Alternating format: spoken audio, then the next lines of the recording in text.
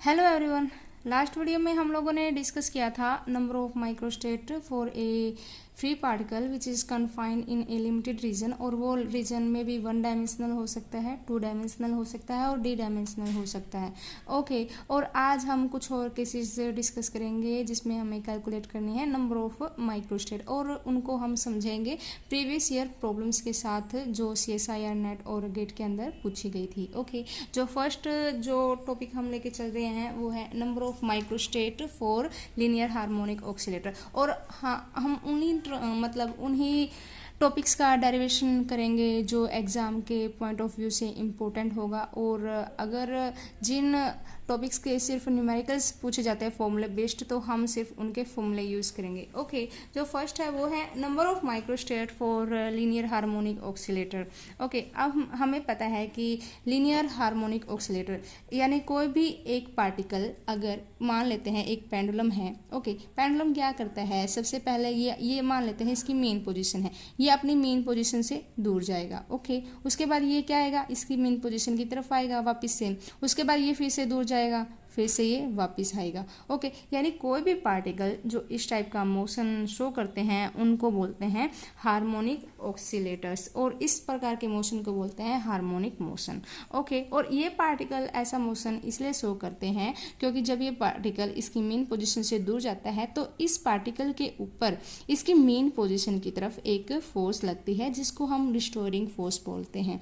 Okay, और ये force क्या करती है कि ये जब पार्टिकल दूर जाने लगता है तो इस पार्टिकल को मेन पोजीशन की तरफ लेके जाती है। ओके, इसलिए इसको बोलते हैं रिस्टोरिंग फोर्स, और ये जो फोर्स होती है वो डायरेक्टली प्रोपोर्शनल होती है इस पार्टिकल की डिस्प्लेसमेंट के, यानी ये पार्टिकल इसकी मेन पोजीशन से कितना डिस्प्लेस हुआ है। ओके, तो जब मैं यहाँ पे इस प्रोपोर्शनैलिटी के साइन को हटाती हूँ तो क्या आएगा, एक कांस्टेंट आएगा, इसको मान लेते हैं K। Okay, is equal to X, और यहाँ पे जो K है वो रिलेट करता है इस पार्टिकल की एंगुलर फ्रीक्वेंसी से, और जो एंगुलर फ्रीक्वेंसी है वो रिलेटेड होती है उस पार्टिकल की फ्रीक्वेंसी से। ओके, क्योंकि यहाँ पे हम लोगों ने फ्रीक्वेंसी वर्ड यूज़ किया है क्योंकि ये पार्टिकल बार बार सेम ही मतलब एक पर्टिकुलर पीरियड के बाद अपना मोशन क्या कर रहा है, रिपीट कर रहा है। ओके, तो यहाँ पे K है वो इसकी एंगुलर फ्रीक्वेंसी से रिलेटेड होता है by formula omega is equal to root of K by M। Okay, अगर मैं यहाँ से K की वैल्यू निकालूँ तो किसके बराबर आ जाएगी, यहाँ पे ये आ जाएगा M ओमेगा स्क्वायर। ओके, तो जब हम इस पार्टिकल की पोटेंशियल एनर्जी कैलकुलेट करते हैं, पोटेंशियल एनर्जी किसके बराबर होता है, integration minus of FdX। Okay, तो यहाँ पे जब हम इसको सोल्व करते हैं तो ये क्या आएगा, माइनस इंटीग्रेशन, यहाँ से माइनस माइनस प्लस हो जाएगा KX dx, और जब सोल्व करेंगे तो कितना आ जाएगा, ये हाफ ऑफ KX स्क्वायर, और in term of angular frequency वो कितना आ जाएगा हमारा, half of M omega square X square. ये क्या है, इस पार्टिकल की पोटेंशियल एनर्जी है in term of displacement and angular frequency of that particle. Okay, अब हमें पता है कि जब हम बात करते हैं नंबर ऑफ माइक्रोस्टेट की, तो number of microstate for a particular value of energy वो किसके बराबर है, हमारी number of microstate for a particular value of energy is equal to volume of phase space, volume of phase space divided by volume of 1 microstate।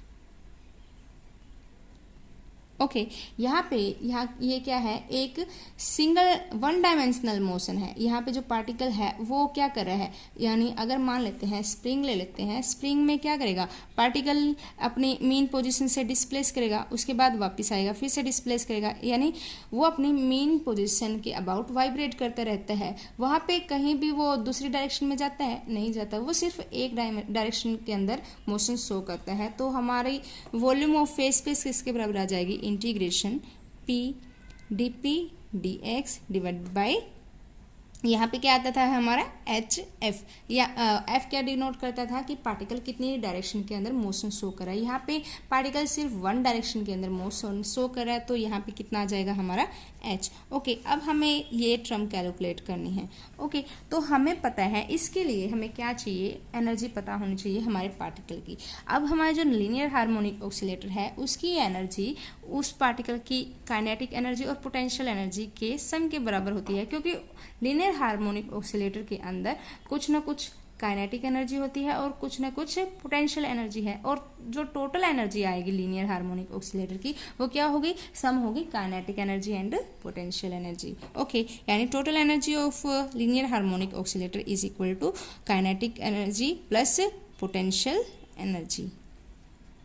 Okay, अब हम लोगों को पता है कि जो काइनेटिक एनर्जी होती है वो मोमेंटम से रिलेटेड होती है। If p is the momentum of linear harmonic oscillator then its kinetic energy is equal to p²/2m। यहाँ पे जो m है वो रिप्रेजेंट कर रहा है उस पार्टिकल के मास को जो इस टाइप का मोशन शो कर रहा है। Okay, plus half of potential energy अभी हम लोगों ने कैलकुलेट की थी, कितनी आई थी, half of m omega square, तो कितनी आ जाएगी ये, half of m omega square is equal to E. Okay, अगर मैं सॉरी यहाँ पे एक्स स्क्वायर भी आएगा, अगर मैं इस टर्म को इस साइड लेके आती हूँ ई को, यानी इस टर्म यहाँ पे लेके आते हैं तो क्या आ जाएगा हमारा p²/2m E plus half of m omega square X square divided by E is equal to 1। Okay, तो यहाँ से हम इसको थोड़ा सा सिंप्लीफाई करते हैं तो कितना आ जाएगा, p² डिवाइडेड बाय, यहाँ पे मैंने इसको रीअरेंज किया है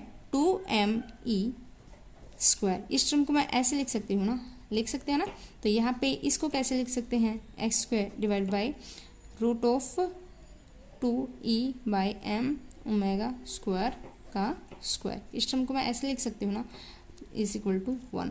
तो ये इक्वेशन एक एलिप्स की इक्वेशन के जैसी है ना, तो एलिप्स की इक्वेशन क्या थी हमारी, x² divide by a² plus y² divide by b² is equal to 1। यानी जो हमारी ये इक्वेशन है वो किसके बराबर है, एक एलिप्स की इक्वेशन के बराबर है। तो हम कह सकते हैं कि जो शेप होगी लीनियर हार्मोनिक ऑसिलेटर की, उसके फेस स्पेस में वो कैसी शेप बनाएगा, एक एलिप्टिकल शेप बनाएगा, और जिसकी जो सेमी मेजर एक्सिस है वो किसके बराबर आएगी, यानी जब हम इन टर्म्स को कंपेयर करते हैं, यहाँ पे ए क्या होता है, सेमी मेजर एक्सिस होती है, और बी क्या होती है हमारी, सेमी माइनर एक्सिस होती है। ओके, यानी इसको जब हम रिप्रेजेंट करते हैं ग्राफिकली इसको, तो सपोज ये है, सपोज एक्स डायरेक्शन, ये है वाई डायरेक्शन, इसको हम जब ड्रॉ करते हैं तो इसकी शेप लगभग ऐसे आती है। ओके, यहाँ पे ये जो रेडियस है ये क्या है, बी है, और ये जो है ये क्या है, ए है, इसलिए ये क्या है,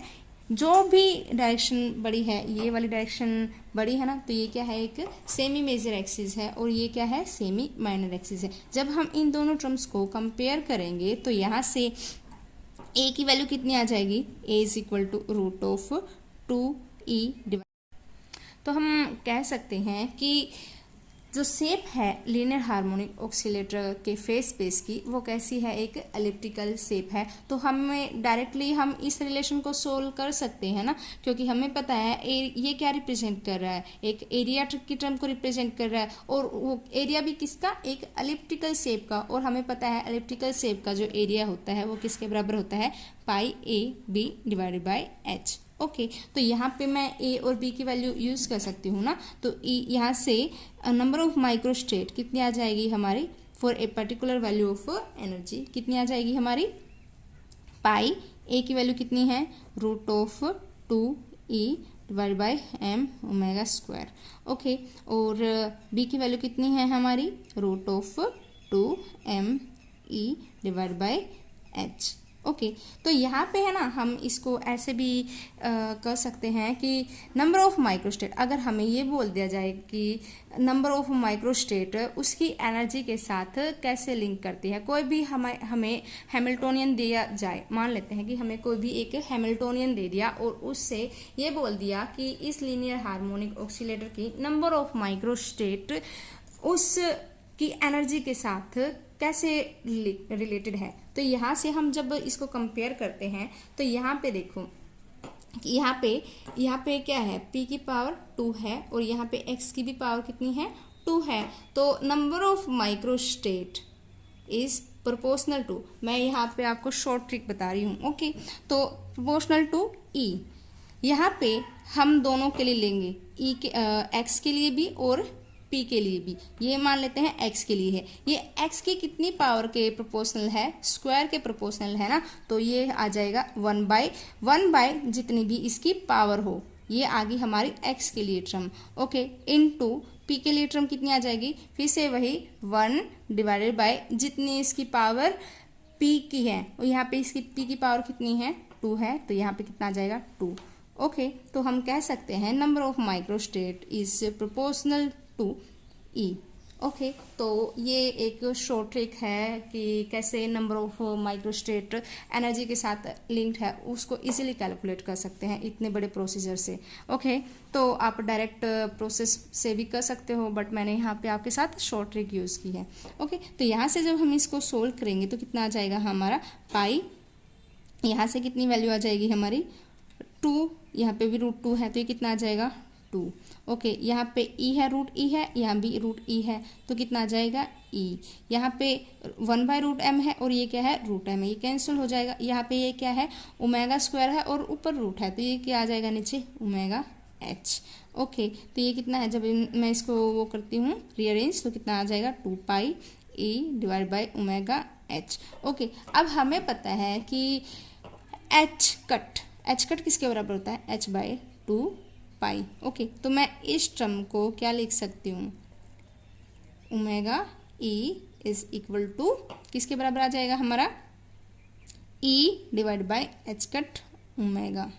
ओके, तो ये रिलेशन क्या रिप्रेजेंट कर रहा है कि नंबर ऑफ माइक्रोस्टेट कितनी है for a particular value of energy if we have a linear harmonic oscillator. Okay, तो एक बार CSIR नेट में ही एक क्वेश्चन डायरेक्टली पूछा गया था कि if you have a linear harmonic oscillator then calculate its density of state for a particular value of energy. हमें क्या दिया गया था, डेंसिटी ऑफ स्टेट निकालना था। ओके, अभी हम लोगों ने क्या निकाला है, number of microstate for a particular value of energy. Okay, और हम लोगों को पता है डेंसिटी ऑफ स्टेट कैसे निकालते हैं, उसके लिए हमें क्या पता होना चाहिए, number of microstate for a energy range from E to E+DE। और हम वो कैसे निकालते हैं कि जो भी number of microstate for a particular value of energy आई है उसको जस्ट डिफ्रेंशिएट करना है विद रिस्पेक्ट टू E। तो वो क्या आ जाएगी हमारी number of microstate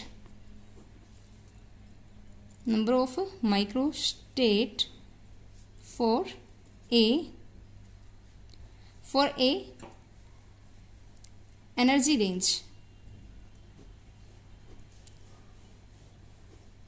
from E to E+DE। Okay, तो ये कैसे आ जाएगी, ये कितनी आ जाएगी, omega dash E is equal to, just differentiate करना है इस टर्म को विद रिस्पेक्ट टू E, तो क्या आ जाएगा 1/h ओमेगा, तो इसकी वैल्यू कितनी आ जाएगी 1/h ओमेगा DE। ओके, और अब हमें पता है कि डेंसिटी ऑफ स्टेट और नंबर ऑफ माइक्रोस्टेट के बीच में एक रिलेशन होता है, वो क्या था, omega dash E is equal to GE और DE। और यहाँ पे ये टर्म क्या रिप्रेजेंट कर रही है, number of microstate in energy range from E to E+DE। Okay, sorry, density of state, यहाँ पे डेंसिटी ऑफ स्टेट क्या आ जाएगी हमारी, इसको और इस टर्म को जब हम कंपेयर करते हैं तो कितना आएगा 1/h ओमेगा। तो हमारे उस क्वेश्चन का आंसर हो जाता 1/h ओमेगा। ओके, अभी इससे रिलेटेड एक क्वेश्चन और डिस्कस करते हैं।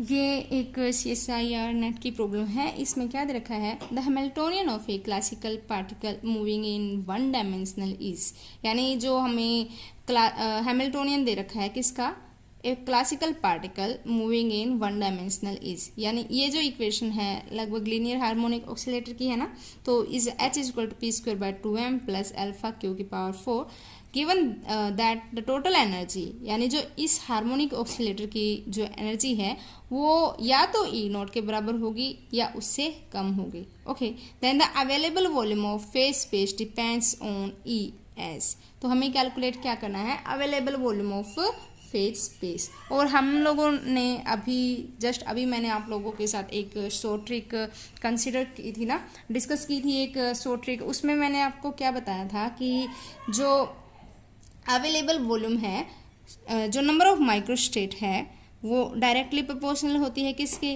अवेलेबल वॉल्यूम के, क्योंकि हमारी जो नंबर ऑफ माइक्रोस्टेट का फॉर्मूला क्या होता है, total volume of phase space divided by volume of one microstate. यानी हम कह सकते हैं कि जो नंबर ऑफ माइक्रोस्टेट है वो किसके प्रोपोर्शनल है, हमारी total volume of phase space, जिसको हम क्या बोल सकते हैं, अवेलेबल वॉल्यूम।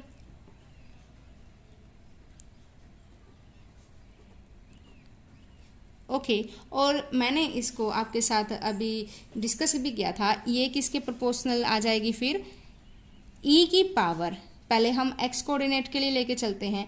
एक्स कोऑर्डिनेट के लिए क्या बताया था मैंने, 1 बाई टोटल एक्स कोऑर्डिनेट की पावर कितनी है, यहाँ पे जो एक्स कोऑर्डिनेट की पावर कितनी है, 1/4, ओ सॉरी 4 है ना, तो यहाँ पे ये क्या आ जाएगा 1/4 इंटू ई की पावर फॉर पी कोऑर्डिनेट के लिए, पी कोऑर्डिनेट की पावर कितनी है 2, तो ये कितना आ जाएगा 1/2। ओके तो जब हम इसको सोल्व करते हैं तो अवेलेबल वॉल्यूम किसके प्रोपोर्शनल आ जाएगी, हमारी ई की पावर 3/4। तो हम कह सकते हैं कि जो अवेलेबल वॉल्यूम है फेज स्पेस की वो किसके बराबर आ जाएगी, ई की पावर 3/4, यानी वो किसके जो हमारी एनर्जी है उसकी मैक्सिमम वैल्यू क्या है, ए नोट है, तो हम ई को क्या लेके चलते हैं for maximum value A note. Okay तो यहाँ पे मैं ई को किसके साथ रिप्लेस कर सकती हूँ, ए नोट के साथ, तो हमारा आंसर हो जाता ऑप्शन ए। ओके और जो हम लोगों ने लास्ट वीडियोस में टॉपिक किया था कि वन डायमेंशनल मोशन के लिए, यानी जब भी कोई एक फ्री पार्टिकल है उसको मैंने one dimension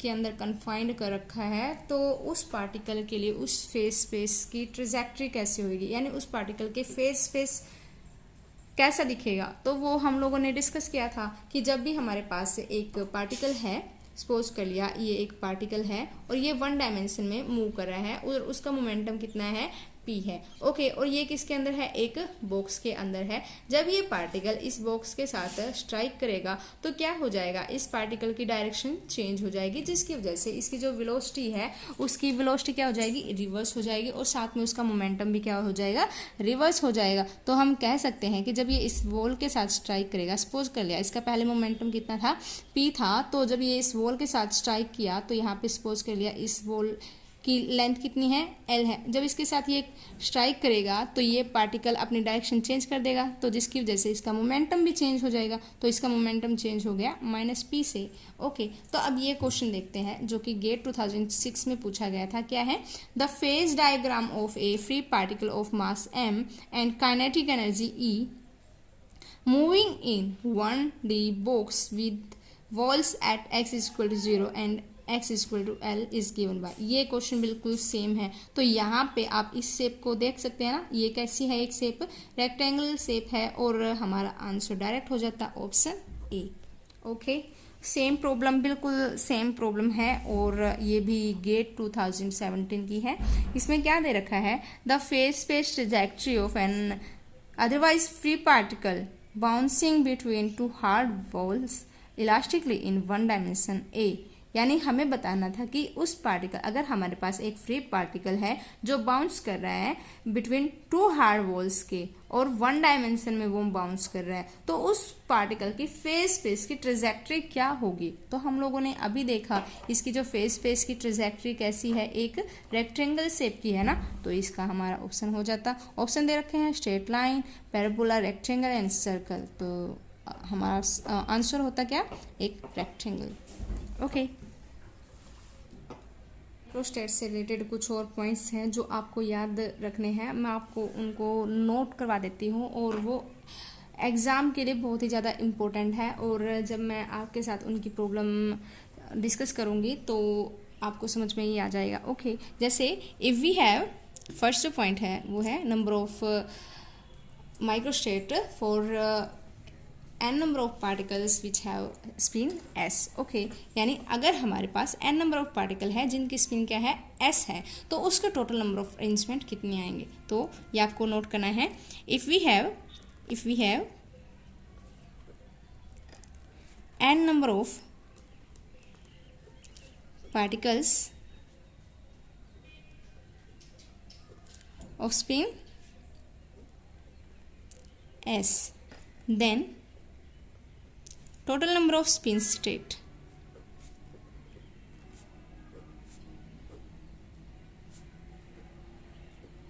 is equal to S plus one की power N.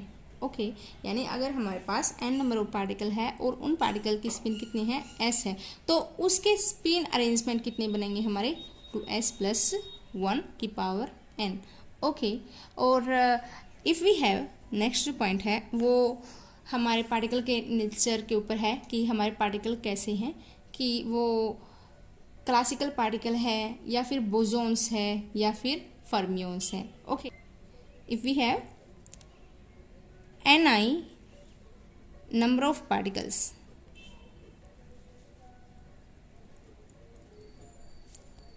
which are arranged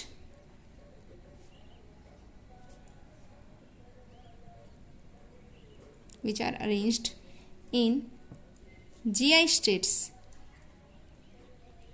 यानी कितने स्टेट में हम लोगों ने उसको अरेंज कर रखा है, जीआई स्टेट है। मतलब यहाँ पे सपोज कर लिया कि एक बॉक्स है, ओके, और ये बॉक्स कितने हैं हमारे पास, जीआई है, यानी हम लोगों ने एनआई पार्टिकल को जीआई बॉक्सेस के अंदर डिस्ट्रीब्यूट करा है, तो उनके अरेंजमेंट कितने आएंगे। Okay, if we have NI number of particles which are arranged in GI states, okay, then total number of arrangement, total number of microstate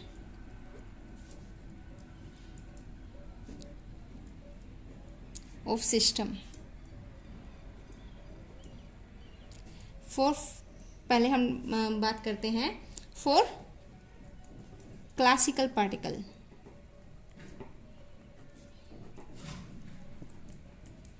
okay, classical particle वो particle होते हैं जो डिस्टिंग्विजिबल हो सकते हैं, मतलब हम उन पार्टिकल्स को डिफ्रेंशिएट कर सकते हैं।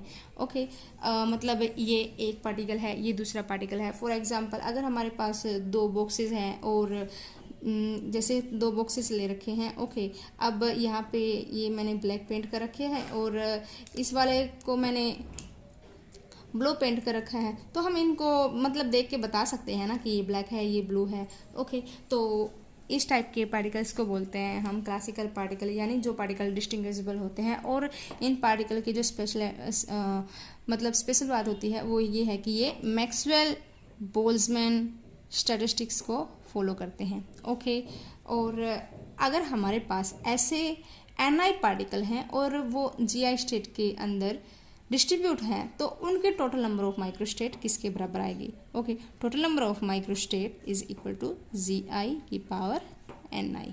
ओके, ये आपको याद रखना है और हम इससे अभी क्वेश्चन डिस्कस करेंगे। ओके, अगर हमारे पास क्या दिया जाए, सेकंड टाइप के पार्टिकल से लेके चलते हैं फॉर बोसॉन्स।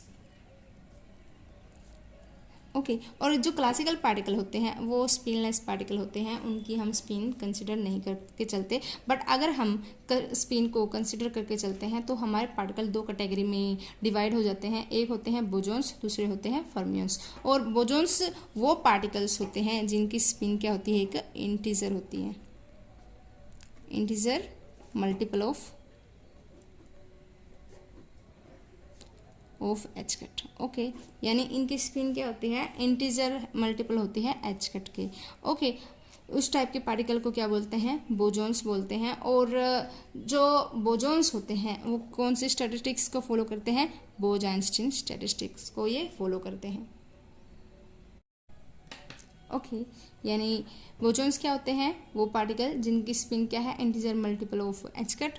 वो कौन सी स्टैटिस्टिक्स को फॉलो करते हैं, बोज-आइंस्टीन स्टैटिस्टिक्स को फॉलो करते हैं। और ये क्या होते हैं, इंडिस्टिंग्विजिबल होते हैं, यानी इनको हम पहचान नहीं पाते कि कौन सा पार्टिकल कौन सा है। और ये पॉली एक्सक्लूजन प्रिंसिपल को फॉलो नहीं करते। क्या फॉलो नहीं करते, ये not follow Pauli exclusion principle. Okay, Pauli exclusion principle क्या बोलता है कि if we have spin S particle, यानी कोई भी if we have spin half particle then there is only two particle in a box. Pauli exclusion principle क्या बोलता है कि अगर हमारे पास कोई ऐसे पार्टिकल है जिनकी स्पिन कितनी है, हाफ है, और वो पार्टिकल सिर्फ एक बॉक्स में दो ही पार्टिकल आ सकते हैं। और वो भी कैसे आएंगे, एक पार्टिकल की अप स्पिन होनी चाहिए और दूसरे पार्टिकल की क्या होनी चाहिए, डाउन स्पिन होनी चाहिए, तभी दो पार्टिकल एक बॉक्स में एग्जिस्ट कर सकते हैं। या फिर अगर हम इसकी एग्जैक्ट डेफिनेशन की बात करें तो वो क्या बोलती है कि पोली एक्सक्लूजन के अकॉर्डिंग किसी भी दो पार्टिकल के जो 4 क्वांटम नंबर होते हैं, कौन से होते हैं, N L M L M S, ये जो 4 क्वांटम नंबर होते हैं ये सेम नहीं होते, तो वो क्या होता है हमारा पोली एक्सक्लूजन प्रिंसिपल। लेकिन जो बोजॉन्स होते हैं वो पोली एक्सक्लूजन प्रिंसिपल को फॉलो नहीं करते। पोली एक्सक्लूजन प्रिंसिपल के अकॉर्डिंग अगर एक हमें स्पिन एस पार्टिकल दिए गए हैं तो एक बॉक्स में सिर्फ 2 ही पार्टिकल आ सकते हैं, बट बोजॉन्स क्या करते हैं, एक बॉक्स में 2 से ज़्यादा पार्टिकल्स भी आ सकते हैं। अगर हमारे पास 5 पार्टिकल दे रखे हैं तो एक बॉक्स में 5 पार्टिकल भी आ सकते हैं। ओके, यानी ये पोली एक्सक्लूजन प्रिंसिपल को फॉलो नहीं करते। तो अगर हमारे पास ni नंबर ऑफ बोजॉन्स हैं जो gi स्टेट के अंदर डिस्ट्रीब्यूट कर रखे हैं, तो उनकी नंबर ऑफ माइक्रोस्टेट किसके बराबर आएगी, number of microstate for ni number of bosons which are distributed in gi states is equal to ni plus gi minus 1 factorial divided by ni factorial into gi minus 1 factorial। Okay, अब third type के particle की बात करते हैं हम, 4 fermions.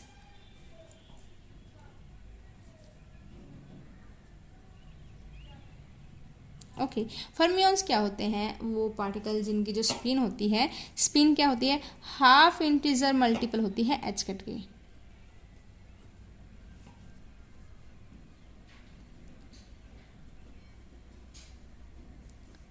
Okay, और ये कौन सी स्टैटिस्टिक्स को फॉलो करते हैं, फर्मी डिराक स्टैटिस्टिक्स को ये फॉलो करते हैं, फर्मी डिराक स्टैटिस्टिक्स को ये फॉलो करते हैं। और ये क्या करते हैं, फॉलो करते हैं पोली एक्सक्लूजन प्रिंसिपल को। यानी एक अगर हमें बॉक्स दिया गया है तो एक बॉक्स में सिर्फ हमारे पास 2 ही फर्मियन आ सकते हैं अगर उनकी स्पिन कितनी है, 1/2।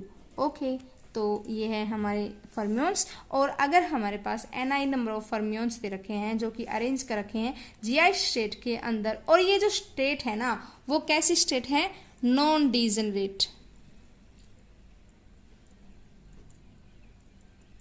ओके, नॉन डीजनरेट स्टेट क्या होती है, देखो अगर हमारे पास ऐसी एनर्जी स्टेट है, मतलब मान लेते हैं कि एक मतलब हमारे पास एनर्जी लेवल्स ले रखे हैं। ओके, तो यहाँ पे इस एनर्जी लेवल की वैल्यू ले लेते हैं E, इसकी 2E, इसकी 3E, इसकी 4E, इसकी 5E। ओके, यानी हमारे पास ऐसे अरेंजमेंट हैं, यानी पार्टिकल के ऐसे अरेंजमेंट हैं जिनकी एनर्जी ऐसे आ रही है। तो यहाँ पे सारे एनर्जी स्टेट क्या हैं, अलग अलग वैल्यू शो कर रहे हैं। कोई भी ऐसे 2 या 2 से ज़्यादा एनर्जी स्टेट नहीं है जिनकी क्या हो, सेम एनर्जी हो। तो उस टाइप के एनर्जी स्टेट जिनकी एनर्जी अलग अलग होती है उन एनर्जी स्टेट को बोलते हैं हम non degenerate energy state. Okay, अगर हमारे पास मान लेते हैं पार्टिकल्स के अरेंजमेंट कुछ ऐसे आ जाए कि मान लेते हैं फर्स्ट अरेंजमेंट है, ये सेकंड अरेंजमेंट है, थर्ड, फोर्थ, फिफ्थ। ओके, यहाँ पे जो पार्टिकल्स के अरेंजमेंट ऐसे हैं कि यहाँ पे जो मान अरेंजमेंट है इसकी एनर्जी ई है, जो दूसरी तरह से अरेंज किए पार्टिकल्स उसकी एनर्जी 2E है, इसकी 3E है, इसकी 4E है, यहाँ पे 5E है। ओके, यहाँ पे देखो जो 2E अरेंजमेंट के लिए यहाँ पे कितनी स्टेट आ रही है हमारी, 1 2 3, यानी एक से ज़्यादा अरेंजमेंट हमारी सेम एनर्जी को क्या कर रहे हैं, शो कर रहे हैं। यानी अगर हमारे पास ऐसी एनर्जी स्टेट्स हैं जो कि सेम एनर्जी के कोरस्पोंड है तो उस टाइप की एनर्जी स्टेट को बोलते हैं हम डीजनरेट एनर्जी स्टेट। ओके, और जितने मतलब यहाँ पे देखो कितनी एनर्जी स्टेट हैं जो 2E एनर्जी को शो कर रही है, 1 2 3। जितनी एनर्जी स्टेट होंगी जो सेम एनर्जी के कोरस्पोंड होंगी उसको बोलते हैं हम degeneracy of state. Okay,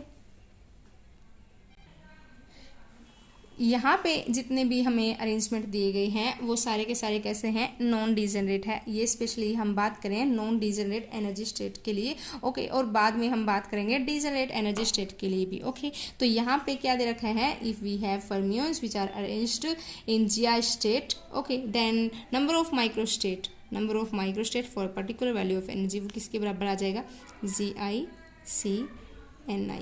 okay, और ये किसके बराबर होता है हमारा, gi factorial divided by ni factorial GI minus 1 NI factorial.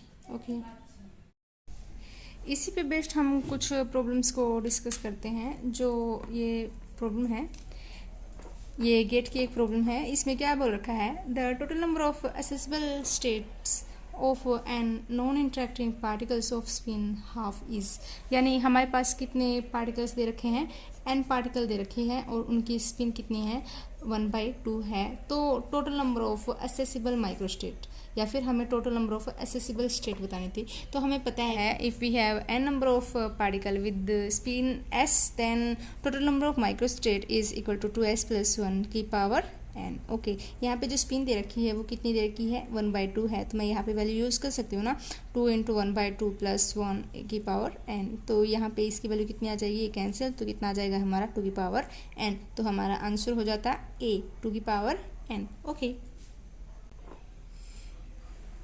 जो नेक्स्ट प्रॉब्लम है वो है नेट 2012 की।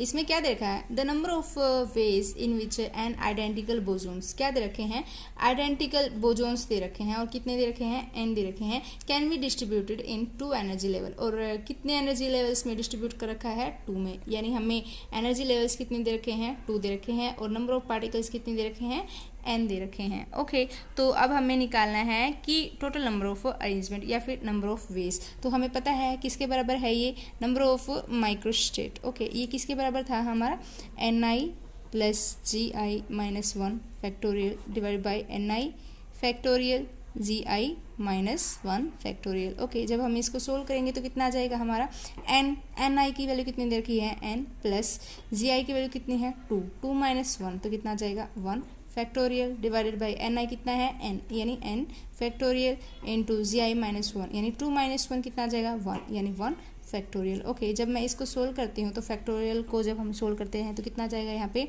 n + 1 into n factorial divide by n factorial. n factorial से n फैक्टोरियल कैंसिल, तो कितना आ जाएगा हमारा n + 1। तो हम बोल सकते हैं कि हमारी जो टोटल नंबर ऑफ वेज आएंगे वो कितने आएंगे, n + 1। ऑप्शंस थे a = n + 1, b n into n - 1 divide by 2, c is n into n + 1 divide by 2, and d is n। तो हमारा आंसर हो जाता है option A with answer n + 1। Okay, next जो प्रॉब्लम है वो नेट 2018 की है। इसमें क्या दे रखा है, the number of ways of distributing 11 इंडिस्टिंग्विजिबल बोजोन्स, यानी कैसे बोजोन दे रखे हैं, कैसे पार्टिकल्स दे रखे हैं, इंडिस्टिंग्विजिबल बोजोन्स दे रखे हैं, और कितने दे रखे हैं, 11। तो n की वैल्यू कितनी आ जाएगी मेरी यहाँ पे, 11। ओके, बोजोन्स इन 3 डिफरेंट एनर्जी लेवल्स, और यहाँ पे जो एनर्जी लेवल्स दे रखे हैं वो कितने दे रखे हैं, 3। और यहाँ पे क्या बोल रखा है, डिफरेंट एनर्जी लेवल्स, यानी जो एनर्जी लेवल्स है वो कैसे हैं, नॉन डिजेनरेट एनर्जी लेवल्स हैं। तो यहाँ पे हमारे z की वैल्यू कितनी आ जाएगी, 3। ओके, तो क्या निकालना है, नंबर ऑफ वेज या फिर नंबर ऑफ माइक्रोस्टेट। तो फॉर्मूला क्या था हमारा, फॉर बोजोन, सेम वही आएगा। तो कितना आ जाएगा हमारा, ni + GI - 1 factorial divide by ni factorial into GI - 1 factorial. Okay, जब मैं इसको सोल्व करती हूँ तो कितना आ जाएगा, n की वैल्यू कितनी है, 11, प्लस g की वैल्यू कितनी है, 3, 11 + 3 14 - 1, तो कितना आ जाएगा 13, तो कितना आ जाएगा ये 13 फैक्टोरियल डिवाइडेड बाय n की वैल्यू कितनी है 11, तो ये कितना आ जाएगा यहाँ पे 11 फैक्टोरियल, और ये कितना है GI - 1 यानी 3 - 1 2 फैक्टोरियल। ओके, तो हमारा आंसर आ जाएगा 13 फैक्टोरियल। अगर हमें सोल्व करना होता तो हम सोल्व कर देते, बट यहाँ पे जो आंसर दे रखे हैं वो डायरेक्ट फैक्टोरियल फॉर्म में ही दे रखे हैं, तो सोल्व करने की ज़रूरत नहीं है। तो आप जस्ट अपना आंसर मैच कर सकते हैं। तो हमारा आंसर हो जाता है ऑप्शन सी। ओके, नेक्स्ट जो प्रॉब्लम है वो भी गेट की प्रॉब्लम है। इसमें क्या बोल रखा है, a system of N non interacting and distinguishable particle of spin 1, यानी उनकी स्पिन कितनी दे रखी है 1 है। Okay, is in thermodynamic equilibrium, then the entropy of system is. Okay, हमें क्या निकालनी है, एंट्रोपी।